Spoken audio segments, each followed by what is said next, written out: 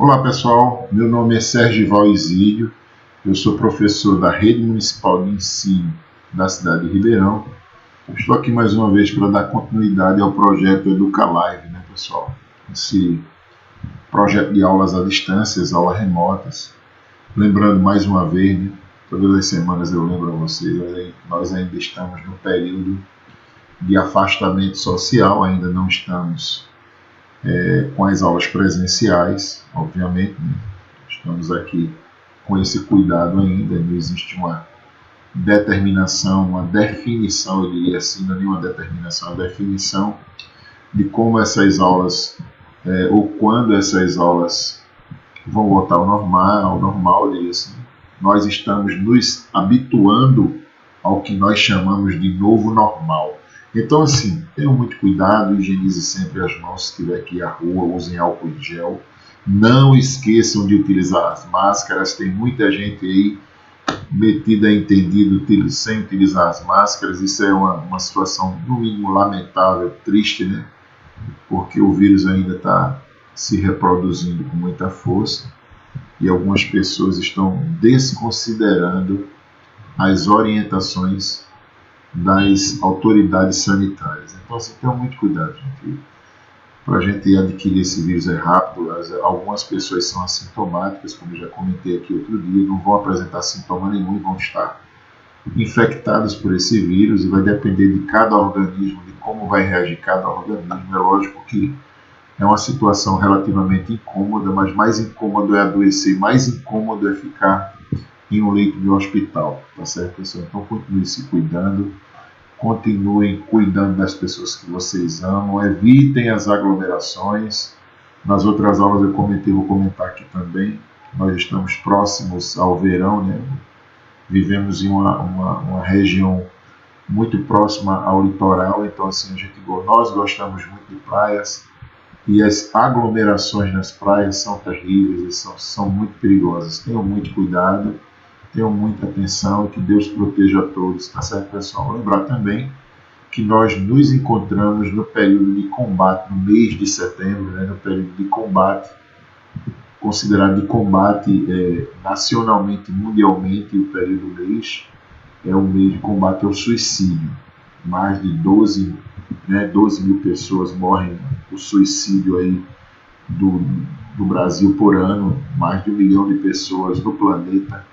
O dia considerado mundial, né, de combate ao suicídio é o dia 10 de setembro. Né? Então, que as pessoas tenham essa atenção com relação ao suicídio, que normalmente afeta a muitas pessoas por conta da depressão. Então, assim, lembrar de mandar um abraço aos profissionais da saúde, né? Secretaria Municipal de Saúde, Secretaria Estadual, Ministério da Saúde, todos os profissionais envolvidos. E lembrar também que o combate ao suicídio ele não acontece só durante um período de um mês, durante um ano não. Na verdade, ele é mais intensificado durante esse período de setembro, mas ele acontece durante todo o ano. Então, esses profissionais que cuidam da saúde mental das pessoas, que cuidam de nós, que tenham uma atenção, um grande e caloroso abraço, tá certo, pessoal? Hoje a gente vai falar para o pessoal do 8º ano a respeito de técnicas de conservação de alimentos, que é tão mais comum do que se imagina, né? E as coisas vêm mudando, a gente vem aproveitando, preservando melhor, aproveitando esses alimentos de uma maneira mais longa e eu diria assim, aproveitando com qualidade, né? Eu poderia dizer assim, conservando melhor esses alimentos para que a gente tenha menos desperdícios, tá certo, pessoal? Então a gente vai falar um pouquinho sobre essas técnicas. Existem várias técnicas de conservação de alimentos para que eles não se estraguem, não percam seu valor nutritivo, que esse, de fato, é o maior objetivo. Além de preservar, não ter desperdício, mas também que não haja uma perda no valor nutritivo desses alimentos. As principais consideradas conhecidas são fervura, resfriamento, congelamento e desidratação. Então a fervura ela consiste em que os alimentos cozidos se conservem por mais tempo que os crus.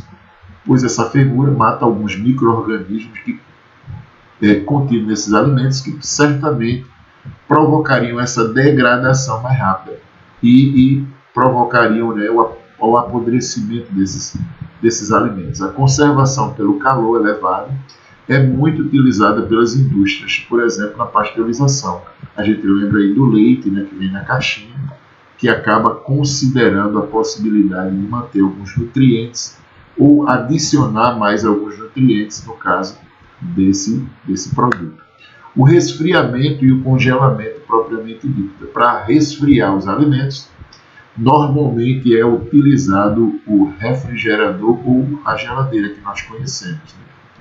Onde esses alimentos são submetidos a baixas temperaturas, porém superiores a 0 grau, que é o comum desses espaços. Esse processo conserva-os por poucos dias, variando o prazo de um alimento para outro. Vai depender muito do tipo da acomodação que é feita, do congelamento, o tipo de prática que é realizada e o tipo de alimento que também é realizado. O congelamento ocorre em temperaturas abaixo, que se encontram abaixo de 0 graus Celsius e podem ficar até em outro espaço em que não seja aberto, fechado ao mesmo tempo ou muito rapidamente. Os alimentos são submetidos comumente entre 10 graus negativo e 30 graus negativo. Esses congelados, em virtude dessa diferença de temperatura, se conservam por mais tempo ainda e não são considerados apenas refrigerados, um congelamento mais profundo, eu diria assim. Mas vai depender de cada tipo de alimento, que vai variar de um para o outro, né? A estrutura, eu diria assim, de cada alimento. As baixas temperaturas apresentam condições ambientais consideradas desfavoráveis. Isso acaba dificultando o desenvolvimento dos micro-organismos responsáveis pela decomposição, ou seja, o apodrecimento desses animais, ou desses alimentos, me perdoem aí. Na verdade, é só uma questão de colocação. Processos tradicionais de desidratação. Apesar de haver atualmente tecnologias consideradas avançadas, práticas empregadas para a conservação de muitos alimentos, a gente vai citar alguns processos tradicionais que podem ser, no entanto, realizados em grande escala industrial ou em pequenas produções artesanais, que são eles a questão da defumação, o salgamento e esse isolamento desses alimentos. A defumação é comumente utilizada na conservação de peixes, carnes e linguiças.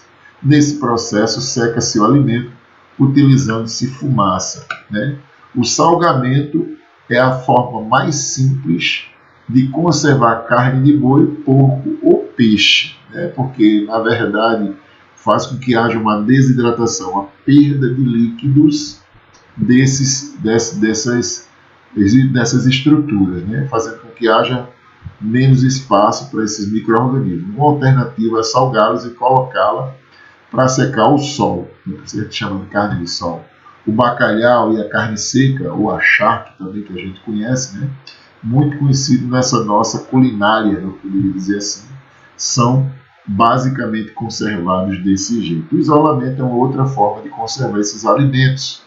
Essa técnica consiste em manter os alimentos na embalagem a vácuo, de onde se retira todo o ar, e isso contribui para a conservação dos alimentos por um longo tempo, pois os micro-organismos não sobrevivem à falta desse oxigênio, que é necessário à vida de muitos desses micro-organismos, desses animais, ou desses seres, perdão. Os frascos hermeticamente fechados também ajudam na conservação da comida. Aditivos e outras técnicas de conservação. Na indústria alimentícia, ainda é muito comum mesmo o uso desses aditivos, infelizmente, né? Que são substâncias adicionadas aos alimentos para conservar, adoçar, realçar o sabor, a cor e o aroma. Por que eu disse muito mesmo? Ou lamentavelmente são assim? Porque muitas dessas substâncias, desses aditivos utilizados a longo prazo, existem, na verdade, pesquisas que falam que não são muito saudáveis à saúde humana. Então é muito importante ter muito cuidado com esses alimentos considerados embutidos, com esses alimentos considerados com grandes aditivos e conservantes. A repetição desses alimentos não é uma coisa muito saudável ao organismo humano. Os corantes, por exemplo, são muito utilizados em doces e refrigerantes. E a gente lembra da história do refrigerante, por conta da concentração dos açúcares. Muito açúcar, muito corante, nada nutritivo. A energia dos alimentos. Obviamente que todo alimento ele produz essa condição de energia para gerar energia em nós.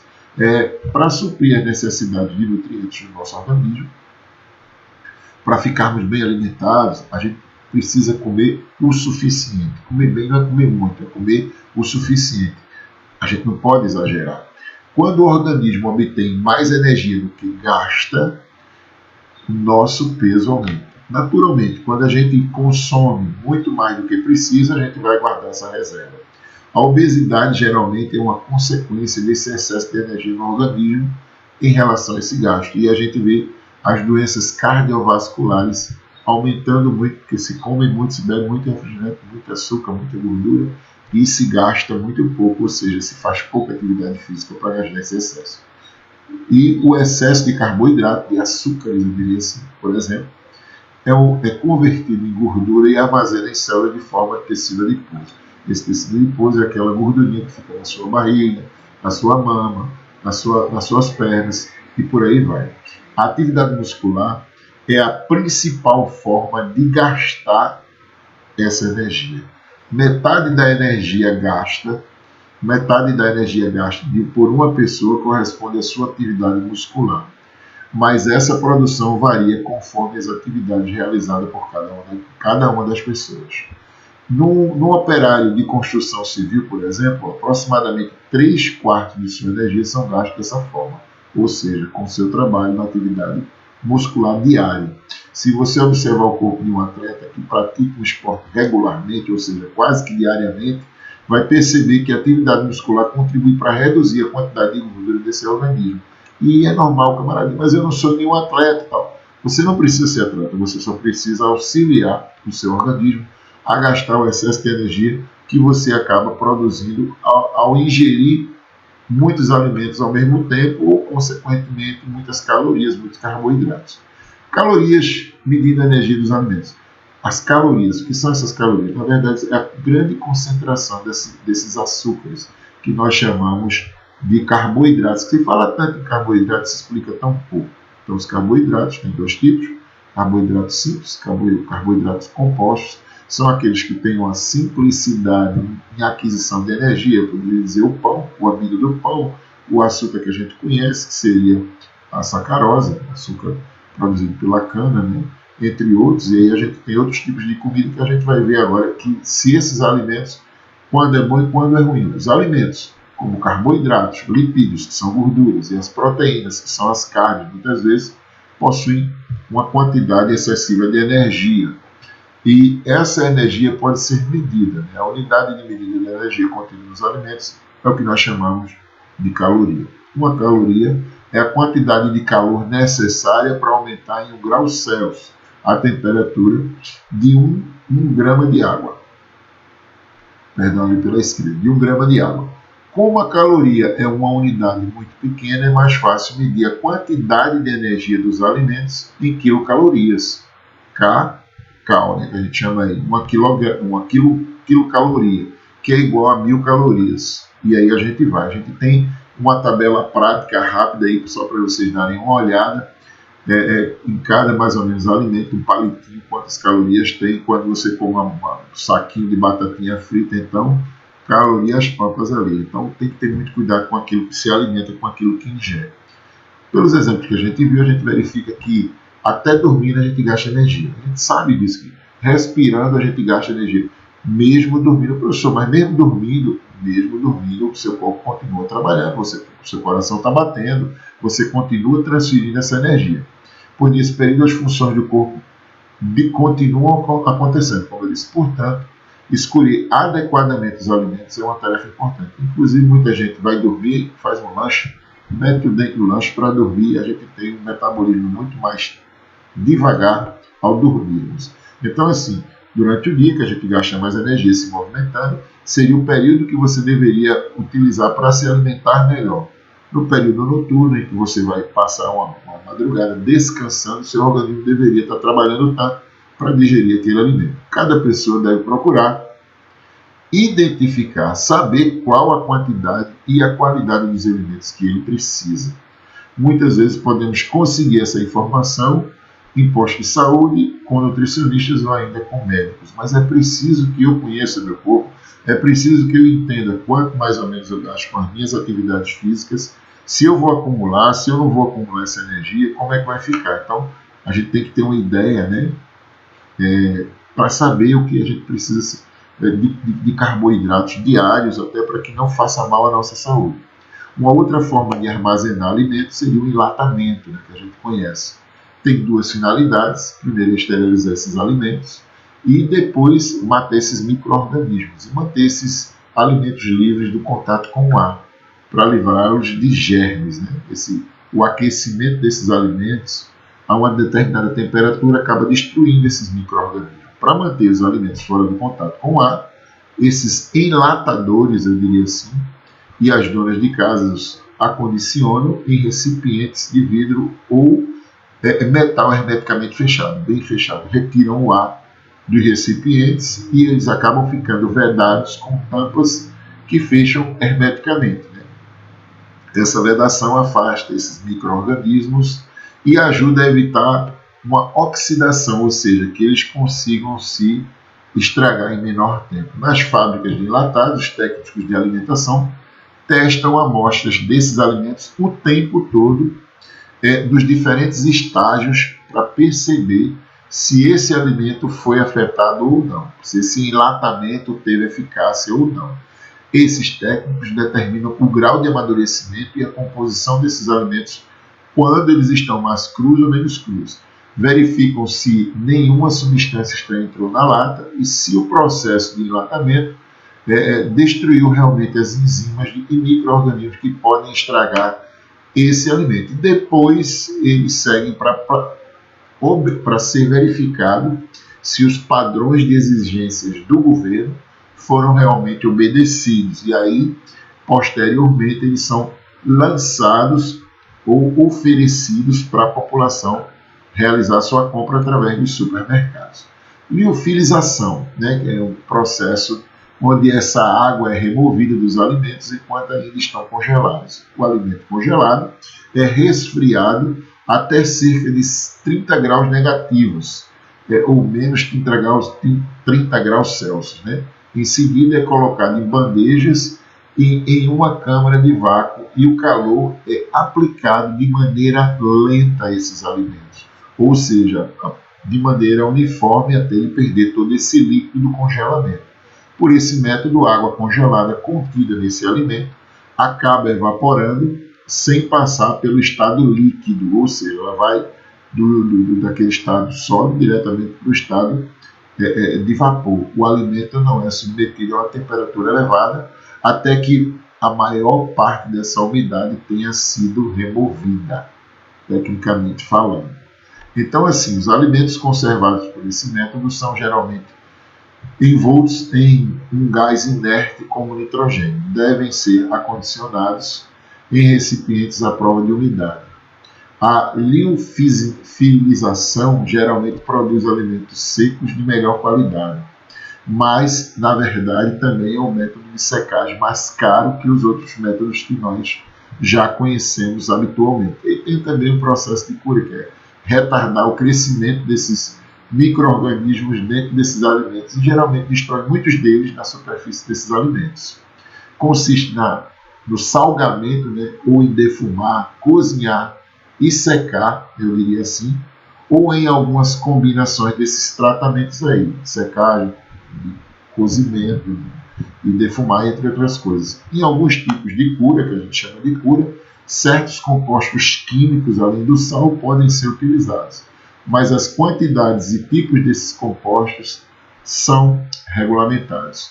Há leis que proíbem o uso de produtos químicos que possam causar doença na população. Mesmo assim, existem algumas empresas aí que se excedem um pouquinho. Entre outros produtos mais usados estão o sal, o açúcar, o vinagre e a fumaça de madeira, né? Os outros produtos químicos permitidos são alguns alimentos, são os nitritos de sódio e de potássio também. Então, assim, a gente tem exemplos clássicos que vocês estão vendo aí com relação a serem defumados, principalmente utilizados em carnes, para que essa sua conservação permaneça por mais tempo. A quantidade de nitrito de sódio utilizada na cura deve ser limitada. Em certas condições, o nitrito de sódio pode se combinar com outros produtos químicos e formar compostos que podem causar até o câncer. Então, é preciso ter muito cuidado. O sal deve ser utilizado em grande quantidade para controlar o desenvolvimento desses micro-organismos. Então, quem sofre de pressão alta tem que ter muito cuidado, né? Tem problema de controle da pressão arterial.